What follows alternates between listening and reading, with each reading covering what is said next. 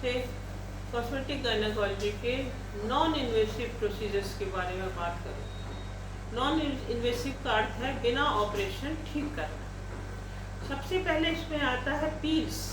Peels का अर्थ ये है कि अगर कहीं निशान पड़े हैं, डार्क पिगमेंटेशन हो, काली हो गई स्किन, धब्बे पड़ गए, चाहे चेहरे पे चाहे नीचे प्राइवेट पार्ट पे, तो इसमें हम लोग कुछ सॉल्यूशंस होते हैं उनको लगा के स्किन को नॉर्मल कलर पे वापस लाते हैं। इसको पील्स बोलते हैं। सेकंड इसमें होता है पीआरपी।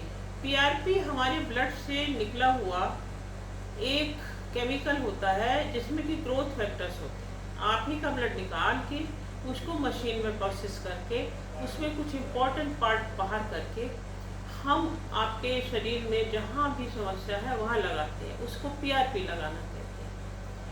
थर्ड सबसे इम्पोर्टेंट ये है, जो हम लोग जो ढीलेपन की समस्याएं हैं, शुरुआत में इचिंग की है, रिकरेंट इन्फेक्शंस हैं, उसमें हम लोग लेज़र यूज़ करते हैं। कॉमनली डायोड लेज़र यूज़ होता है। तो डायोड लेज़र को सबसे अच्छी बात इसकी ये है कि ये 10-15 मिनट का प्रोसीजर होता है और ये ऑफिस प्रोसीजर है। मतलब आप आइए, घूमते फिरते आइए, 10-15 मिनट कराइए और फिर वापस चले जाइए, अपना नॉर्मल वर्क रिज्यूम कर लीजिए। इसके डाउन टाइम बहुत कम होता है। डाउन टाइम का मतलब ये है कि आपको कितने दिनों में बेहतर फील होने लगेगा।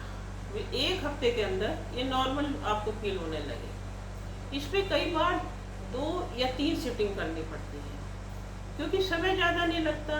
आप आए, 1 घंटे चैम्बर में आए, कराया, बस चले गए। तो इसलिए ये सबसे ज़्यादा सुविधाजनक है और आजकल सबसे ज़्यादा इस्तेमाल कर रहे हैं। सेकंड होता है रेडियो फ्रीक्वेंसी। रेडियो फ्रीक्वेंसी की मशीन नीचे ढीलापन ठीक करने में काम आती है और सबसे इम्पोर्टेंट ये है कि जो लोअर एब्डोमेन में फैट रहता है, कई लेडीज़ कहती हैं कि देखिए नीचे चर्बी आ रही है, नीचे लटक रहा है, उसको ये रिड्यूस करता है 3 to 4 इंचेस। तो फर्स्ट ही सेशन में आपको कम लगेगा। इसके बाद 2-3 सेशन करने पड़ते हैं, तो उससे जो है आपके जो एब्डोमेन में लैक्सिटी भी कम होती है, लोअर एब्डोमेन की फैट भी कम हो जाती है। मशीनें तो और बहुत एडवांस हैं, लेकिन कॉमनेस्ट ये ही मशीन्स हैं जिनको हम लोग रूटीनली यूज़ करते हैं। एक सबसे इम्पॉर्टेंट चीज़ है नॉन इन्वेसिव मेथड में, जिसको हम कहते हैं इलेक्ट्रोमैग्नेटिक चेयर।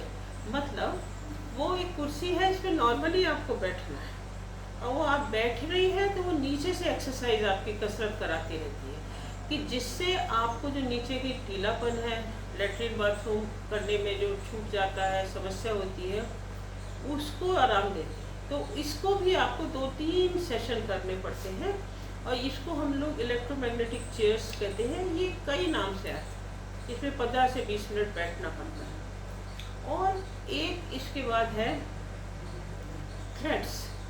ये थ्रेड्स क्या होते हैं, जैसे आपको इंजेक्शन लगता है ऐसे ही होते हैं थ्रेड। इसमें जहाँ भी स्किन लेग्स है, चाहे फेस की, चाहे चिन की, चाहे नीचे की, तो हम लोग वो थ्रेड को डाल के लगा के उसको अपनी जगह पे टाइट कर देते हैं। ये भी ऑफिस प्रोसीजर है, इसमें आपको रुकना बिल्कुल नहीं। तो ये जो प्रोसीजर्स हैं, हम चाहते हैं कि लेडीज़ को पता हो, अपनी समस्या बताएं, तो ये प्रोसीजर्स के जरिए बिना ऑपरेशन के उनको फ़ायदा मिलेगा। दूसरे प्रोसीजर कॉस्मेटिक गायनेकोलॉजी में होते हैं इन्वेसिव। इन्वेसिव का मतलब है इसमें ऑपरेशन हो। इसमें सबसे पहले है वेजाइनल लैक्सिटी, मतलब बच्चेदानी ढीला होना। जो बच्चेदानी होती है ये एक ट्यूब की तरह होती है जिसके आगे पीछे मस्कुलर सपोर्ट रहती है। अब डिलीवरी हो गई, उसके बाद ये लैक्स हो गई, या आपको कोई इंजरी हुई या कोई ऑपरेशन हुआ तो लैक्स हो गया, तो इसको सपोर्ट करना पड़ता है। तो सपोर्ट कैसे करते हैं कि इसके चारों तरफ जो मसल लेयर है वो लूज़ हो जाती है। तो उसको हम लोग एक जैसे लेज़र के थ्रू कर देते हैं। तो लेज़र क्या करता है कि आपका कोलेजन सिंथेसिस इम्प्रूव कर देता है, जिससे टाइटनिंग आ जाती है, मसल टाइट हो जाती है, कोलेजन बढ़ जाता है और आपकी लैक्सिटी कम हो जाती है। अगर बहुत ज़्यादा लैक्सिटी है फिर नीचे से ऑपरेशन करना पड़ता है, उसको कहते हैं पेरिनियोग्राफी। मतलब पेरिनियम को टाइट करना। उसमें आधा घंटा 1 घंटे का काम है, एक दिन रोकते हैं, दूसरे दिन पेशेंट को भेज देते हैं। दूसरा प्रोसीजर होता है, इसको हम लोग कहते हैं हाइमेनोप्लास्टी। हाइमन जो है ये लेडीज़ के कैरेक्टर से जोड़ के देखा जाता है। हम लोग क्या नहीं, हम लोग हिंदू धर्म में नहीं देखा जाता, स्पेशली वेस्टर्न कंट्रीज में, मुस्लिम देशों में ये हाइमन ये कैरेक्टर का इंडिकेटर मानते हैं कि इफ हाइमन इज इंटैक्ट, अगर ये पूरा है तो लड़की सही है। लेकिन वास्तविकता ये नहीं है। ईश्वर पैदा करते समय किसी का हाइमन पूरा पर्दे जैसा नहीं बनाता, वो हमेशा ही छोटा या कटा हुआ या इधर उधर छोटे छोटे रिंग के रूप में रहता है। लेकिन हाइमन के साथ ये बहुत दिक्कत है कि इसको करैक्टर से जोड़ा जाता है। तो इसमें कई बार लड़कियों की इंजरी भी हो जाती है, साइकिल चला रही है, स्पोर्ट्स कर रही है, तो फिर ऐसी लड़कियां जैसे कॉन्टेक्ट करती हैं, शर्माती बहुत है लेकिन उनको टेंस रहती है, तो फिर उसको हम लोग क्या करते हैं कि हाइमन को करेक्ट कर देते हैं। इसको जैसा वो नॉर्मल पोजीशन में उनको बर्थ के समय था, हम उसको वैसे ही ठीक कर देते हैं। तो अगर ऐसी कोई समस्या है तो हमको बताना ज़रूर, अपने नियरेस्ट लेडी डॉक्टर को बताना चाहिए। तीसरी चीज़ ये है कि जैसे हमने बताया था कि लेडीज़ का नीचे वाला हिस्सा होता है, वो बाथरूम के रास्ते और लेट्रिन के रास्ते के बीच में होता है, उसको हम लोग पेरिनियम कहते हैं।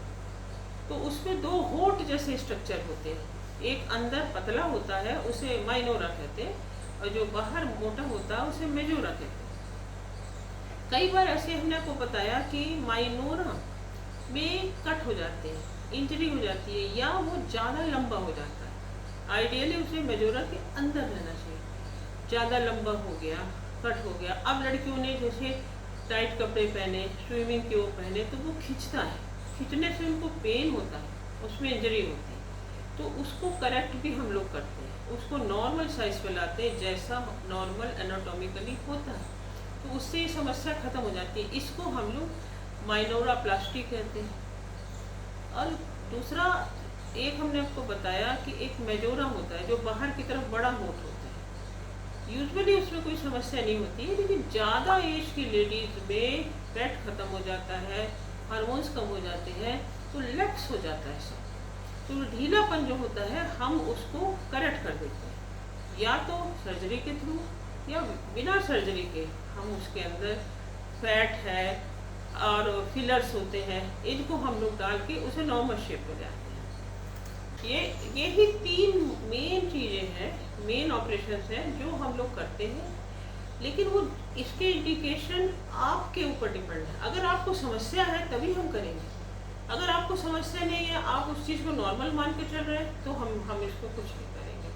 तो हमारी तो यही राय है कि नीचे की आपको कोई भी दिक्कत हो तो आप उसके बारे में खुल के बात करें, और मन में कोई ग्रंथि ना बांधें कि ऐसा है तो क्या हो गया, कैसे होगा, मैं कैसे बताऊँ।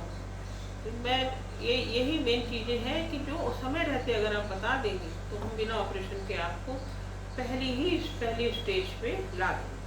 लेकिन इसके लिए आपको अच्छी लाइफ स्टाइल अपनाना होगा, अच्छा फूड हैबिट्स रखनी होंगी, और आपको अपना वेट कंट्रोल रखना होगा कि अचानक बढ़ गया, अचानक कम हो गया, फिर रिड्यूस कर लिया, तो ऐसा ना करें। क्योंकि अचानक वेट बढ़ाने से, घटाने से स्ट्रेच मार्क्स भी आ जाते हैं। तो स्ट्रेच मार्क्स को भी हम नॉन इन्वेसिव तरीके से ठीक कर देते हैं। जो भी समस्या हो, उम्मीद करती हूँ कि आप मुझे खुल के बताएंगे। तो आशा करते हैं अगर आपको इसमें कोई समस्या लगे तो हमको आप कमेंट बॉक्स में ज़रूर डालिएगा, स्क्रीन पे दिए गए नंबर पे कांटेक्ट करिएगा। तो फिर नेक्स्ट वीडियो में मैं आपको और कुछ भी बताऊंगी कि, और जो अगर आप पहले इन समस्याओं को जान लेंगे तो फिर मैं इसके बारे में और भी चीज़ डिटेल में बताऊँगी।